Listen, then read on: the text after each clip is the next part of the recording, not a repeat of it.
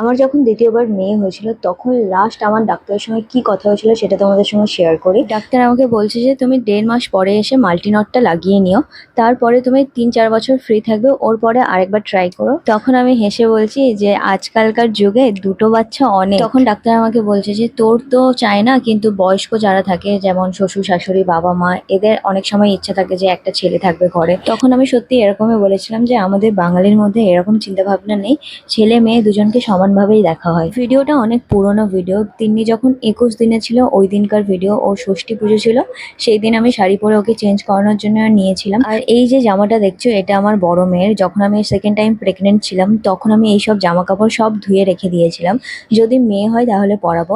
আর সত্যি আমার মেয়ে হয়েছিল, আর সমস্ত জামা তিন্নিকে আমি পরেছিলাম। এই জামাটা ও যেদিনকে হয়েছিল ওই দিনকে ওর বাবা কিনে নিয়ে গিয়েছিল, আর অনেক বড় এনেছিল। ছেলেরা জামা কাপড় কিনতে পারে না, সেটা তো দেখেই বোঝা যায়, ঠিক আছে। আর আমরা এত টোন কেটেছিলাম কি বলবো তোমাদের, মানে 3-4টে জামা কিনে এনেছিল আর এত দামের কিনে এনেছিল, মানে এগুলো নিয়েছিল